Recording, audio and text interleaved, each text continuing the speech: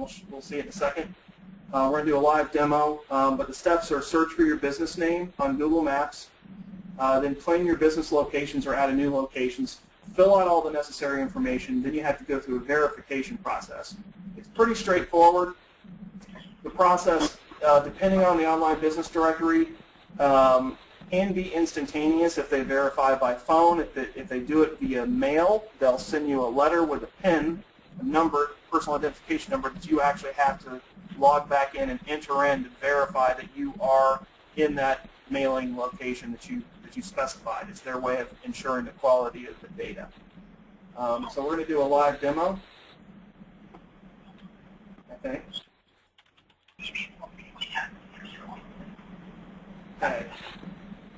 This is Google Maps. Now, you could search this on Google.com. I just went ahead and jumped into Google Maps. Google Maps is their map-based online business directory where the Google Places listings show up. This is basically the directory that houses all the information that we saw on that first slide. So the top 7 of your search will end up in many cases, will end up in the regular search results on Google. So and we can answer questions toward the end if that's confusing. I can go through a little demonstration on that toward the end.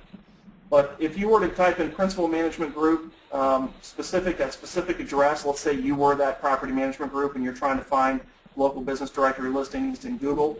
Excuse me 1 second, my monitor just decided to change on us. 1 second. There you go. There we go. You'll see instantly right at the top, principal management group, it already has 3 reviews. My assumption would be that these folks are already engaged in on their online business directory listing and are active because we're seeing some reviews. What's interesting is it says edit this place business owner right at the top. I know instantly that this is not an owner verified listing. So they are currently receiving bad reviews, in this case terrible reviews, and they're not addressing it in any way or managing it. What's going to happen is if somebody goes to Google.com and just types in property management group, let's say 75251 in their zip code, they're looking for a property management company. Principal management group comes up in the online business directory section, right there in the results. They click on it, they land on this page, and the first thing that they see are bad reviews.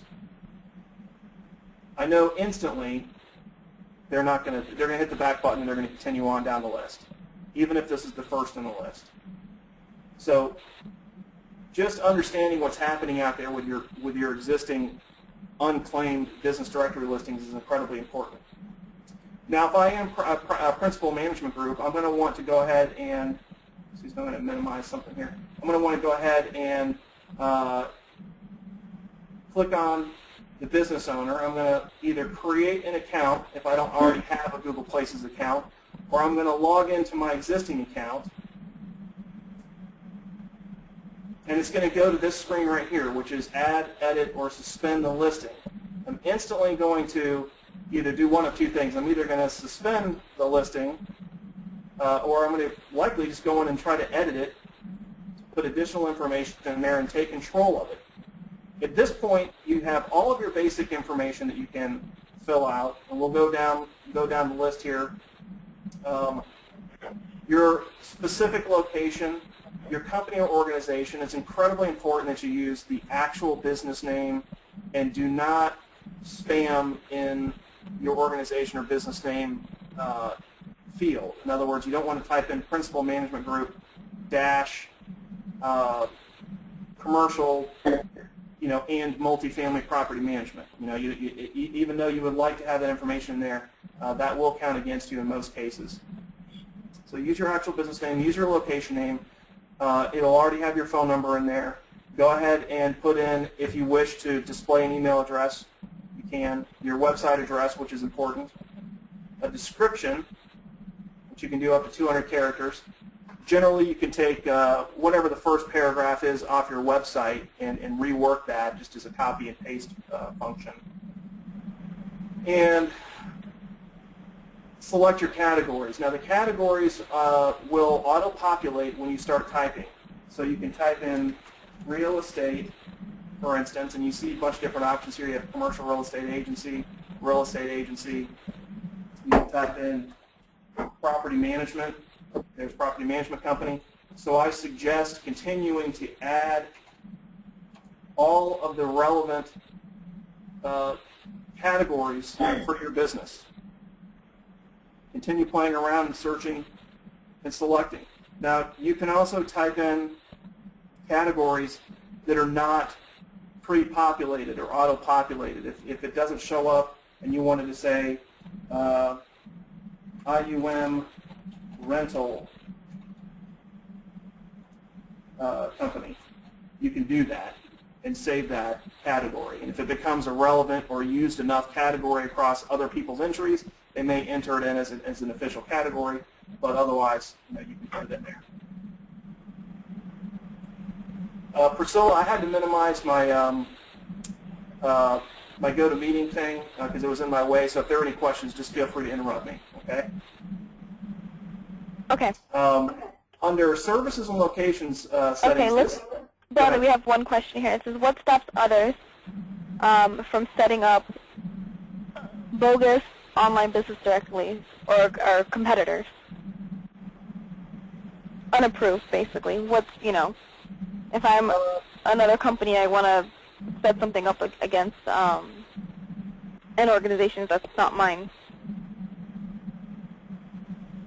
Well, the specific technique that they use to verify is really what's going to keep you from doing it. I mean, there's nothing to keep you from trying to go in and taking over an existing listing that does not belong to you, or putting in bogus listings with fake locations. So let's say you have one corporate office, but you service a 5-county area, and you think that by adding 5 locations, one in each of those counties, by using a P.O. box, which they'll remove if you try to use a P.O. box, but let's say you actually just borrowed an address or a competitor's address or a Dunkin' Donuts or whatever. Theoretically, you could enter that information in, but it's not going to actually go live because they're going to verify the business address by sending a postcard or a letter directly to that address. So you'll never receive the PIN. Somebody else will receive the PIN, be confused by it, and throw it away. There's no way for them to be able to activate that listing. So the listing will never be activated, essentially. Okay. So there's ways to prevent people, basically, to just signing up your company. Yeah, all the business directories have verification